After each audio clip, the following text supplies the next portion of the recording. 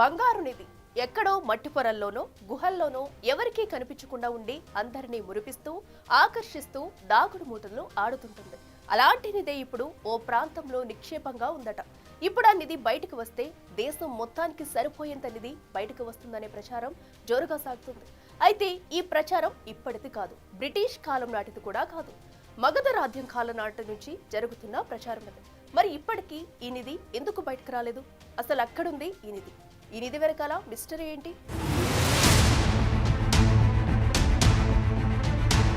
Treasure hunt ఓ interesting subject.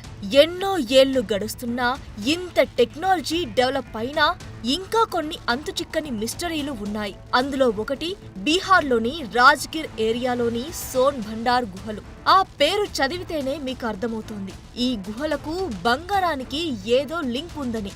అంతేకాదు, ఈ గుహలకు మనకు తెలిసిన మరో పేరుకు కూడా లింక్ ఉంది. అదే బింబిసారుడు. కళ్యాణ్ రామ్ నటించి మంచి హిట్ కొట్టిన మూవీ పేరు కూడా బింబిసార. అతని పాత్రలోని కొన్ని షేడ్స్ ను తీసుకుని దాని పరంగా కథను అల్లేసి సినిమాను రూపొందించి హిట్ కొట్టేశారు. కానీ మనం చెప్పుకోబోయే కథ బింబిసార గురించి కాదు. అతను చేసిన ఓ పని, దాని కారణంగా మిస్టరీగా మిగిలిపోయిన అంశం గురించి.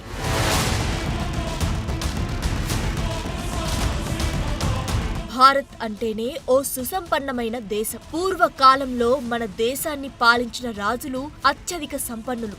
ఆ కాలంలోనే వజ్ర వైఢూర్యాలను వీధుల్లో రాసులుగా పోసి అమ్మడం జరిగింది. మామూలుగా మార్కెట్లలోనే ఈ పరిస్థితి ఉంటే కీలక సామ్రాజ్యాలను పాలించిన రాజుల సంగతి ఏంటి మరి? అలాంటిది ఉత్తర భారతదేశంలో మొట్టమొదటి సామ్రాజ్యమైన మగధను స్థాపించిన చక్రవర్తి బింబిసారుడి దగ్గర మరింత ఉండాలి. 15 ఏళ్ల వయసులోనే ఓ గ్రామాధిపతిగా సింహాసనాన్ని అధిష్ఠించిన బింబిసారుడు ఆ తర్వాత ఏకంగా మగధ సామ్రాజ్యాన్ని అంతకంతకు విస్తరించి ఓ చక్రవర్తిగా మారాడు. అలాంటి బింబిసారుడు తన దగ్గర ఉన్న అపార సంపదను శత్రువులకు చిక్కకుండా కొన్ని జాగ్రత్తలు పాటిస్తూ దాచాడని చరిత్ర చెబుతోంది. ఆ నిధి కేవలం తమ వారసులకు చెందాలని, ఆ నిధి ఆచూకీ తెలిసేలా చిత్రరూపంలో వింత లిపిలో పత్ర నమూనాలో పొందుపరిచేవారని నమ్మకం.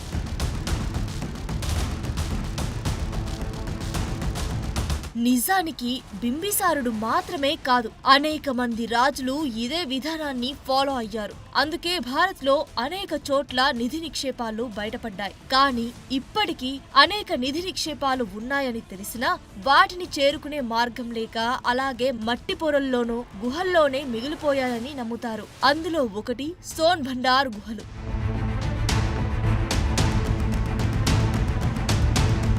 అనేక యుద్ధాలు చేసి సామ్రాజ్యాన్ని విస్తరించిన బింబిసారుడు వృద్ధుడు కాగానే అతని సింహాసనం కోసం అతని సొంత కొడుకులే యుద్ధాలు చేసుకున్నారు. అతని కొడుకుల్లో ఒకరైన అజాతశత్రువు అత్యంత బలవంతుడు. అందుకే తన సోదరులను ఓడించి సింహాసనాన్ని అధిరోహించారు. కానీ అసలు కథ అప్పుడే మొదలైంది. కొడుకుల తీరును గమనించిన బింబిసారుడు తన వద్దనున్న అనేక వజ్ర వైడూర్యాలను రాజ్గిర్ దగ్గరున్న ఈ గుహలో దాచి ఉంచాడట.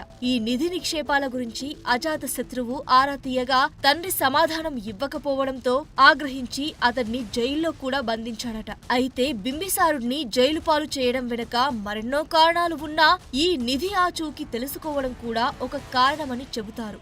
రాజ్గిర్ కోటలో నిధి ఉందని తెలుసుకున్న అజాత శత్రువు ముందుగా గాలింపు జరిపినా ఎలాంటి ఆనవాళ్లు లభించలేదు. దీంతో నిధికి వెళ్లే దారి చెప్పాలంటూ తండ్రిని చిత్రవధ చేశాడట. కానీ బింబిసారుని మొండితనం ముందు అజాత శత్రువు ఓడిపోయాడట. చివరికి అజాత శత్రువు కూడా బౌద్ధ మతం స్వీకరించి ఈ నిధి గురించి మరిచిపోయాడట.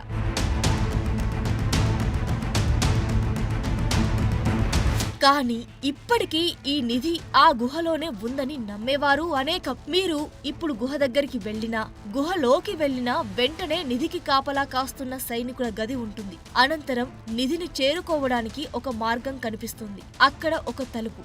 దాన్ని తెరవడానికి వీలు లేని విధంగా ఓ భారీ రాయి అడ్డుగా ఉంటుంది. అంతేకాదు, ఆ రాయిపై శంఖం గుర్తు ఉంటుంది. దీనిపై తలుపు తెరిచే విధానం ఉందని నమ్ముతారు. అయితే గుహలోనికి వెళ్లే దారిని బింబిసారుడు తాను మరణించడానికి ముందు ఎవరికీ అర్థం కాని విధంగా ఇలా లిపిలో చెక్కించినట్లు అక్కడి శాసనాలు ద్వారా తెలుస్తోంది. ఈ లిపిని చదవడంలో విజయం సాధిస్తే నిధిని చేరుకోవచ్చట.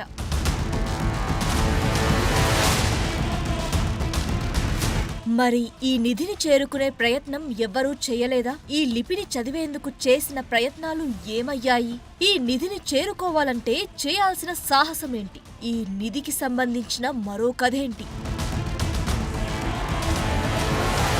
నిధి ఉందని తెలుసు, ఏ ప్రాంతంలో ఉందో తెలుసు. అజాత శత్రువు నుంచి ఇప్పటి వరకు ఈ మిస్టరీని ఎందుకు ఛేదించలేకపోయారు?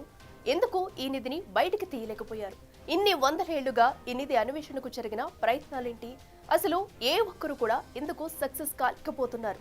ఇదే విషయంపై ఫోకస్ చేస్తే మరిన్ని వివరాలు వెలుగులోకి వచ్చాయి. ఆ వివరాలేంటో ఇప్పుడు చూద్దాం. ఈ గుహలకు పురాణాలకు కూడా ఓ లింక్ ఉందనే కథ ప్రచారంలో ఉంది. వాయు పురాణం ప్రకారం ఆర్యాంక రాజవంశం పాలనకు సుమారు 2500 సంవత్సరాల ముందు ఈ ప్రాంతాన్ని బృహద్రథుడు పాలించాడని చెబుతారు. ఇతను శివభక్తుడైన జరాసంధుని తండ్రి. అతని తర్వాత జరాసంధుడు సింహాసనాన్ని అధిష్ఠించాడు. అయితే చక్రవర్తి అవ్వాలనే కలతో దండయాత్ర చేపట్టాడంటారు. 100 రాజ్యాలను ఓడించడం లక్ష్యంగా పెట్టుకుని యుద్ధానికి పయనమయ్యాడు. దాదాపు 80 రాజ్యాలను ఆక్రమించి చక్రవర్తి అయ్యాడు. ఈ యుద్ధాల సందర్భంగా దోచుకున్న సంపదను మొత్తం విభరగిరి పర్వతం దిగువన ఒక గుహను నిర్మించి ఆ సంపదను ఆ గుహలో దాచాడు. అయితే సోన్భాండార్ గుహ కూడా అదే గుహకు సమాంతరంగా ఉంది. ఆ తర్వాత కురుక్షేత్రంలో జరాసంధుడు మృతి చెందాడు. దీంతో ఆ నిధి కూడా ఈ గుహల్లోనే ఉందని నమ్మేవారు అనేక మంది ఉన్నారు.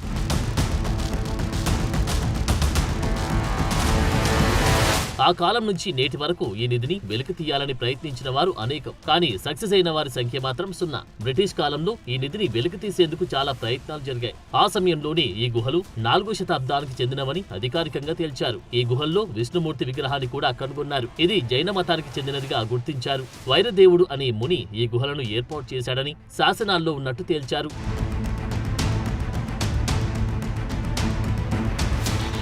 ఈ గుహ ద్వారాన్ని తెరిచేందుకు ముందుగా అనేక ప్రయత్నాలు చేసినా ఫలించకపోయేసరికి ఆ సమయంలో ఫిరంగులను ఉపయోగించి ద్వారాలను బద్దలు కొట్టాలని ప్రయత్నించారు. కానీ అవి కూడా ఫలించలేదట.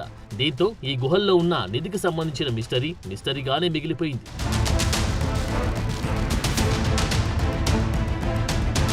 ఆ తర్వాత చాలా మంది నిధులను శోధించేవారు కూడా ప్రయత్నాలు చేశారు. కానీ ఫలితం మాత్రం శూన్యం. చరిత్రకారులు, నిపుణులు ఎందరో వచ్చారు. దీని రహస్యాన్ని ఛేదించే ప్రయత్నం చేశారు. అయినప్పటికీ ఫలితం లేకుండా పోయింది. ఇప్పటికి కూడా ఆ నిధి ఆ గుహలోనే ఉందని సోన్భండారం ద్వారా తెలిస్తే యావత్ దేశం బంగారుమయం అవుతుంది అనడంలో ఎలాంటి సందేహం లేదంటారు కొందరు. దేశం రూపురేఖలే మారిపోతాయంటారు మరికొందరు.